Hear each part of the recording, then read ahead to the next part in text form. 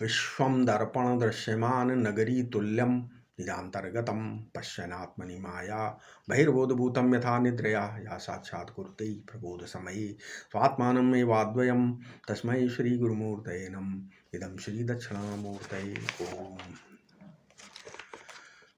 ठीक है, हम तत्त्वमसी वाक्य के बारे में बता रहे थे। हम उसके आगे शुरू करते हैं। क्या यहाँ पर एक चीज और समझ लो कि जो तत्त्वमसी महावाक्य का अर्थ निकालने की प्रक्रिया में तमाम हमारे वेदांत में कई सारी प्रक्रियाएं हैं। वो थोड़ा सा आपको थोड़ा उसका, वैसे मैंने वेदांत के अपने वीडियो में बृहद विस्तृत से जानकारी दी है, लेकिन इसमें थोड़ा बता देते हैं। क्या प्रक्रिया है? पहला है अवच्छेदवाद, एक प्रक्रिया वेदांत में। उसमें क्या है? देश की उपाधि को प्रदान करके अंतःकरणावच्छिन्न चेतन और मायावच्छिन्न चेतन, है ना, इनको साथ में रखा है। ये क्या है? देश प्रधान उपाधि की प्रक्रिया है। दूसरा आभासवाद है। तो आभासवाद क्या है? वस्तु प्रधान है। इस प्रक्रिया में क्या है? कार्योपाधिक चेतन और कारणोपाधिक चेतन का विचार है। ठीक है। और तीसरा है दृष्टि सृष्टिवाद। ये काल प्रधान उपाधि है, मतलब अविचार कालिक और विचार कालिक, यानी अज्ञातता की उपाधि से जो चेतन है वो तत्पदार्थ है, और जो ज्ञातता की उपाधि से चेतन है वो त्वम पदार्थ है। तो ये क्या हो गई? ये काल प्रधान प्रक्रिया हो गई। तो कहीं कहीं तत्पदार्थ की उपाधि का निरूपण है, कहीं उपहित का निरूपण है, ठीक है, और कहीं शुद्ध चेतन का निरूपण है, कहीं त्वम पदार्थ की उपाधि का निरूपण है, कहीं उपहित का निरूपण है, और कहीं शुद्ध का निरूपण है। तो शुद्ध अंश में एकता है, और जो उपहित जो है वो वाच्यार्थ है ना। तो जो उपाधि तत्पदार्थ की अलग और त्वम पदार्थ की अलग है, ठीक है, और उधर उपहित तत्पद वाच्यार्थ और इधर त्वम पद वाच्यार्थ तथा लक्ष्यार्थ, ये तो वाच्यार्थ हो गए, मतलब उधर उपहित तद पद वाच्यार्थ और इधर त्वम पद वाच्यार्थ, तथा लक्ष्यार्थ जो शुद्ध है वो एक है। इसी शुद्ध अंश में ये महावाक्य की एकता दिखाता है। अच्छा, पंचकोशों का विचार क्या है? पंचकोशों का विचार क्या है? ये एक, मान लो एक महावाक्य है, अयम आत्मा ब्रह्म, है ना।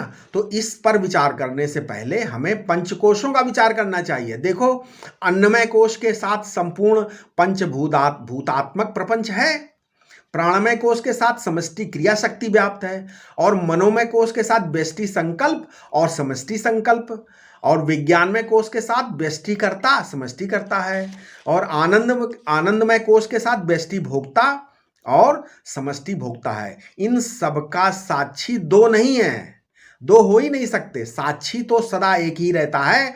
जो लोग दो साक्षी मानते हैं उन्होंने ठीक से गहरे ढंग से कभी विचार नहीं किया है। व्यष्टि और समष्टि का भेद तो बुद्धि में है, और बुद्धि सुषुप्ति में लीन हो जाती है ना। और उस सुषुप्ति का जो साक्षी है उसको दो बनाने वाला वहां कोई है ही नहीं, है ना। तो साक्षी के संबंध में, अच्छा साक्षी क्या है? इसके संबंध में 5 बातें याद रखनी चाहिए। क्या? पहला, साक्षी कभी दृश्य नहीं होता, क्योंकि दृश्य होगा तो उस दृश्य का कोई दृष्टा साक्षी होगा, फिर 2 हो जाएंगे, साक्षी हो जाएंगे, और उसमें क्या क्या करोगे? तो एक साक्षी रहेगा और एक दृश्य हो जाएगा, नहीं। दूसरा क्या? साक्षी का कोई कारण नहीं, अर्थात किसी से उत्पत्ति नहीं होती, क्योंकि उत्पत्ति भी तो साक्षी से सिद्ध है ना। पहला बताया नहीं, बताया साक्षी की कोई उत्पत्ति नहीं है। अब तीसरा क्या है? साक्षी का कोई कार्य नहीं होता है। चौथा, साक्षी का कोई विजातीय नहीं है, अर्थात जड़ नाम की कोई वस्तु साक्षी में नहीं है। पांचवा, साक्षी में कोई अवांतर भेद नहीं है, यानी उसमें स्वगत भेद नहीं है। तो क्या हुआ? साक्षी पूरे देश का साक्षी है, जन्म मृत्यु अर्थात काल का साक्षी है, जो भी इस समय प्रतीत हो रहा है उनका भी साक्षी है, नहीं है। अतः देश काल वस्तु से में अपरिछिन्न होने के कारण नित्य परिपूर्ण अनंत अद्वितीय है। मैं साक्षी हूं, अतः मैं ब्रह्म हूं। ठीक है। अयम आत्मा ब्रह्म, इस महावाक्य के विचार से परिच्छिन्नता का भ्रम दूर हो जाता है। छांदोग उपनिषद में तत्त्वमसि महावाक्य के समर्थन में जो श्रुतियां दी हुई हैं उनका उदाहरण भगवान शंकराचार्य ने दिया है। अहम वृत्ति के उदय होने पर संसार प्रतीत होता है और अहम और इदम वृत्तियों का लय तथा उदय होता है। वही सत्य है, वही आत्मा है और वही तुम हो। छांदोग उपनिषद में आया है क्या? यत साक्षात अपरोक्षात अपरोक्षात ब्रह्म। अपरोक्ष किसे कहते हैं? अपरोक्ष क्या है? अपरोक्ष किसे कहते हैं? प्रत्यक्ष किसे कहते हैं? उसमें हमारी इंद्रियां प्रमाण है नहीं। देखो, कुछ वस्तुएं मानस प्रत्यक्ष होती हैं। हम उन वस्तु को इंद्रियों से नहीं देख सकते। उन्हें, जिन वस्तुओं को इंद्रियों से नहीं देख सकते उनको परोक्ष कहते हैं। जैसे स्वर्गलोक क्या है? स्वर्गलोक आपने देखा है? नहीं, परोक्ष है ना। इंद्रियों और मन को भी जो प्रकाश देता है उसे देखने के लिए तो प्रकाश प्रमाण नहीं है, इसलिए दृष्टा क्या है? अपरोक्ष है। उसे जानने के लिए इंद्रियों और मन की आवश्यकता नहीं है। मन बुद्धि भी दृष्टा के द्वारा अपरोक्ष होते हैं, किंतु दृष्टा को आप किसके द्वारा देखोगे, जानोगे? अतः दृष्टा साक्षात अपरोक्ष है, ऐसा कहा जाता है। ये मन बुद्धि साक्षी भाष्य हैं। क्या है? मन बुद्धि साक्षी भाष्य हैं। जो साक्षात देखता है उसे साक्षी कहते हैं, है ना। ये आत्मा साक्षात अपरोक्ष है, साक्षात अपरोक्ष ब्रह्म है। इसका अर्थ है कि अपना स्वरूप वृत्तियों से बाधित नहीं है। ब्रह्माकार वृत्ति केवल एक बार अज्ञान निवृत्ति के लिए, केवल एक ही बार चाहिए ब्रह्माकार वृत्ति अज्ञान निवृत्ति के लिए। जब सुखाकार या दुखाकार वृत्ति होगी तब ब्रह्माकार वृत्ति नहीं होगी। किंतु ये नष्ट होने से हम ब्रह्म नहीं होंगे, ऐसा नहीं है। देखो, सुखाकार दुखाकार वृत्तियां आती हैं किंतु बाधित हैं। साक्षात अपरोक्ष का अर्थ मन या बुद्धि के द्वारा अपरोक्ष नहीं, बल्कि मन बुद्धि निरपेक्ष होकर बिना वृत्ति के भी अपरोक्ष है। देखो, अज्ञान है तब इसकी निवृत्ति के लिए ब्रह्माकार वृत्ति चाहिए। ब्रह्म को प्रकाशित करने के लिए वृत्ति अपेक्षित नहीं होती। जैसे अज्ञान कल्पित है वैसे ही ब्रह्म ज्ञान भी कल्पित है ना। आश्चर्य हुआ? जैसे अज्ञान कल्पित है वैसे ब्रह्म ज्ञान भी कल्पित है। कल्पित ब्रह्म ज्ञान से कल्पित अविद्या की निवृत्ति होती है। समझ में आया?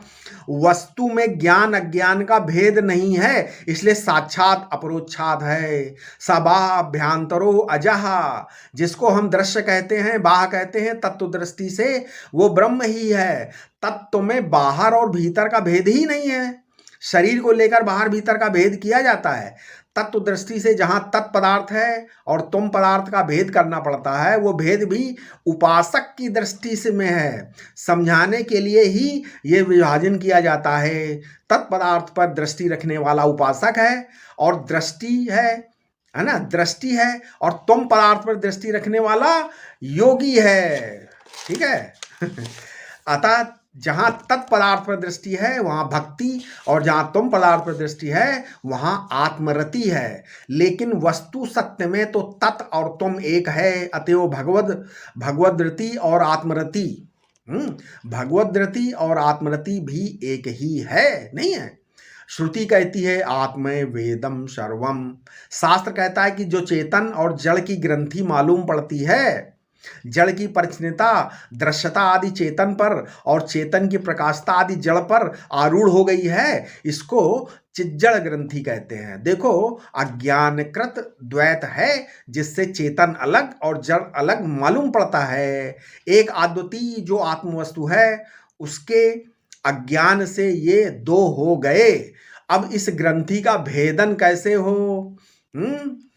तो अगर द्वैत को सत्य मानते हुए, देखो बहुत सूक्ष्म बता रहा हूं, अगर आप द्वैत को सत्य मानते हुए तुम कोई भी उपाय करोगे तो ये ग्रंथि सुलझने की बजाय और भी उलझ जाएगी।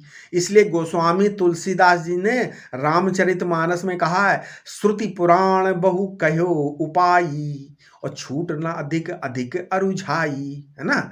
देखो, ये गांठ ही मिथ्या है, ये कोई गांठ वांठ नहीं, ये गांठ मिथ्या है। क्योंकि जब दो चीज होगी तभी तो गांठ पड़ेगी, और जब दो चीज है ही नहीं तब गांठ कहां से पड़ेगी। इसलिए ये ग्रंथि मृषा है, यानी मिथ्या है। ज्ञान अखंड एक सीतावर, है ना, केवल एक अखंड ज्ञान है। यदि तुम दो को स्वीकार करोगे और गांठ खोलने लगोगे तो गांठ खुलने की बजाय और अधिक उलझ जाएगी। अगर आपको अद्वितीय आत्म तत्व का ज्ञान हो गया, अधिष्ठान का ज्ञान हो गया, तो अब आप जान गए कि द्वैत है ही नहीं, तो ग्रंथि कैसी? इसलिए एकमेवा अद्वितीयम ब्रह्म ज्ञात्वा देवम मुच्यते सर्वपासे। ठीक है, क्या है? श्वेता श्वेतर उपनिषद बोला, परमात्मा को जान लिया, सारे क्लेश छूट गए। इसलिए इस बंधन से छूटने के लिए, इस ग्रंथि के भेदन के लिए ज्ञान की आवश्यकता है। देखो, दो ही चीज दुनिया में भास रही हैं, एक मैं और एक ये है अहम और इदम। ये स्वर्ग आदि भी इदम के रूप में उपलब्ध होंगे। ठीक है, यहां तक कि ईश्वर भी यदि उपलब्ध होगा तो वह ईश्वर है ऐसा होगा, या मैं ईश्वर हूं ऐसा होगा। तीसरा कोई प्रकार नहीं। ईश्वर से मिलने का ब्रह्म क्या है? इसमें अहम और इदम दोनों डूब और उतरा रहे हैं। ब्रह्म में अहम और इदम, मैं और ये दोनों क्या कर रहे हैं? डूबते हैं और उतरा रहे हैं। ये छोटा मैं और ये, जिसमें कभी ये मालूम पड़ता है, कभी मैं मालूम पड़ता है, तो मैं पने से और यह पने से ज्ञान परछिन्न नहीं होता। देश काल वस्तु का प्रकाशक कौन है? ज्ञान। और मैं के कर्तापन, भोक्तापन, संसारीपन और प्रकाशक कौन? ज्ञान। तो जहां अपने अपरछिन्न आत्मस्वरूप का बोध हुआ, वहां परछिन्न क्या हो गया? मिथ्या हो गया। क्यों मिथ्या हो गया? इसलिए क्योंकि परछिन्न अपरछिन्न में दिख रहा है। मिथ्या कैसे? क्योंकि परछिन्न अपरछिन्न में दिख रहा है। मिथ्या में उपलब्धा और उपलभ्यमान का भेद नहीं है। ठीक है, तीन सत्तावाद, मतलब एक हमने बताया था ना, आभासवाद। आभासवाद में तीन सत्ताएं स्वीकार की जाती हैं। क्या? व्यवहार, प्रतिभास और परमार्थ, तीन सत्ताएं होती हैं। और दो सत्तावाद माने दृष्टि सृष्टिवाद प्रक्रिया में दो सत्ताएं हैं, प्रतिभास और परमार्थ, दो सत्ताएं। देखो, ये सब समझाने के लिए है। ठीक है, तीन सत्ता, दो सत्ता, व्यवहार प्रधान जागृत और प्रतिभास प्रधान स्वप्न और परमार्थ प्रधान सुषुप्ति। लेकिन जो तुरीय अवस्था है विशेष नहीं है। तुरीय इन तीनों अवस्थाओं में व्याप्त है, रहकर तीनों से विलक्षण है। तीनों में तुरीय सत्य और ये तीनों मिथ्या हैं।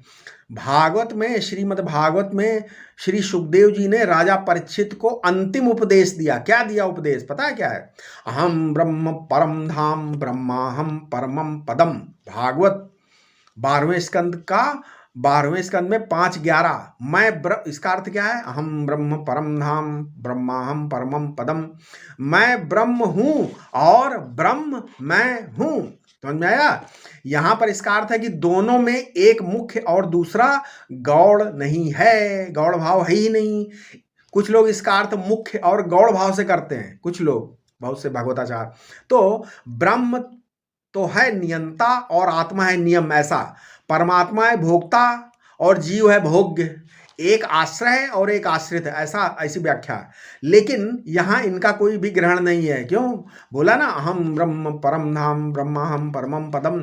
यहां इनका कोई ग्रहण नहीं है। यहां एक ओर से अभेद का निर्देश नहीं है, यहां तो दोनों ओर से कहा गया है। अहम ब्रह्म परम धाम ब्रह्माहम, मैं ब्रह्म हूं, और फिर कहा ब्रह्माहम परमम पदम, ब्रह्म मैं हूं।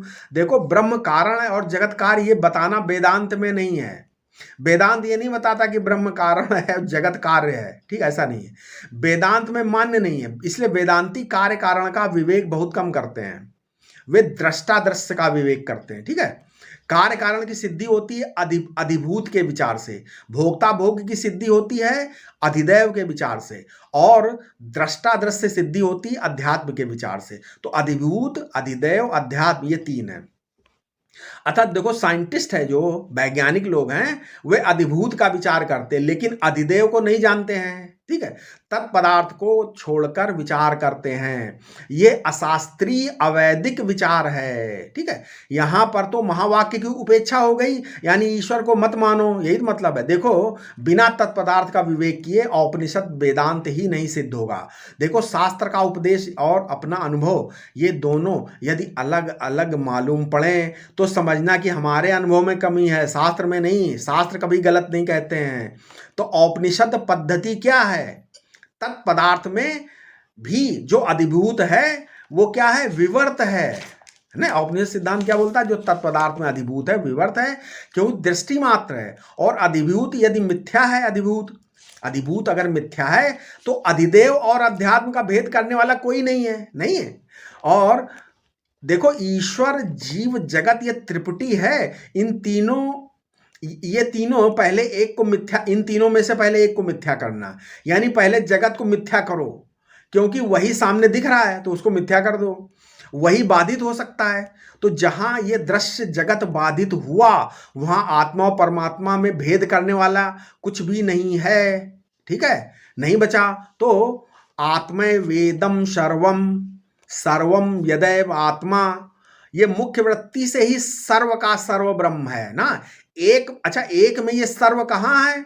तो कहा आरोपित रीति से है। तो कहा तो क्या है? तो क्या करना है? तो बाद समानाधिकरण से सर्व और ब्रह्म की एकता को समझो। माने अविद्या निवृत्ति हो जाने के बाद, द्वैत भ्रांति निवृत्त हो जाने के बाद केवल ब्रह्म ही ब्रह्म, आत्मा ही आत्मा रह जाएगा। चाहे इसका नाम आत्मा रख दो, कोई फर्क नहीं पड़ता, चाहे तुम पदार्थ को, कोई अंतर नहीं है ना। धर्मानुष्ठान भी करो, उपासना भी करो, योगाभ्यास भी करो, ये सभी साधन अंतःकरण की शुद्धि के लिए हैं। ठीक है, पदार्थ शोधन के बाद महावाक्य से दोनों की एकता का बोध हो जाएगा। वेदांत में उपर्युक्त साधनों का निषेध नहीं है कि हम धर्मानुष्ठान, उपासना, योगाभ्यास ये भी कर सकते हैं भाई। ये किस लिए करेंगे? अंतःकरण की शुद्धि के लिए करेंगे। पूज्य स्वामी अखंडानंद महाराज जी से किसी ने पूछा, उन्होंने महाराज अखंडानंद जी से किसी ने पूछा, महाराज जब पदार्थ शोधन के बाद हो जाएगा, पदार्थ शोधन हो जाएगा, तब ये जो साधन हैं इनके बने रहने की क्या आवश्यकता है? तो स्वामी जी अखंडानंद जी ने कहा, इसमें अधिकारी भेद है। ठीक है कि अंतःकरण शुद्ध हो गया, लेकिन बीच बीच में कुछ मानसिक पीड़ा, चिंता, विक्षेप अगर होता है तो तत्व ज्ञान के अनंतर भी साधन का अनुष्ठान हो सकता है, क्योंकि अब साधन में कर्तापन नहीं है ना। देखो, चतुर्थ भूमिका के बाद पांचवी आएगी, छठी आएगी, सातवीं आएगी, और जीवन मुक्ति का विलक्षण सुख का आस्वादन होगा, नहीं होगा? क्योंकि अब तो अंतःकरण का बाध हो गया है। अब इस बाधित अंतःकरण में वृत्ति उठती है नहीं। एक माँ है, पिता है, इष्ट देव है, इससे तत्व ज्ञान में क्या बाधा पड़ती है? कोई हानि नहीं। तत्व ज्ञान तो व्यक्त अव्यक्त दोनों का बाध होकर तब ब्रह्म स्वरूप का बोध होता है। अधिकारी भेद से आत्मय वेदम सर्वम की जरूरत है, नेति नेत की भी जरूरत है, आत्मय वेदम सर्वम की भी जरूरत है, और सर्वम मिथ्या की भी जरूरत है। इसलिए तेजो बिंदु उपनिषद में क्या दिया है? वेदा शास्त्रम पुराणानि कार्यम करणम ईश्वरः भूतम भव्य भविष्यत च सर्वम मिथ्येति निश्चणु। देखो, मिथ्या से घबराना नहीं है, मिथ्या सब सुनकर भागो नहीं, घबराओ नहीं। देखो, वेदांत किसी भी साधना का विरोधी नहीं है ना, किसी भी साधना का विरोधी नहीं है। अपने में परमात्मा को पाना है तो बाहर को तो काटना पड़ेगा, और यदि बाहर परमात्मा को पाना है तो अपने को काटना पड़ेगा, और ये दोनों में परात को पाना है, दोनों से परे की चीज पाना है तो दोनों को काटना पड़ेगा। समझ में आया? आशा है इस कठिन विषय को हम सरल करके आपको समझाने का प्रयास कर रहे हैं। ठीक है, इसके आगे हम अपने अगले वीडियो में बताएंगे। ओम शांति शांति शांति।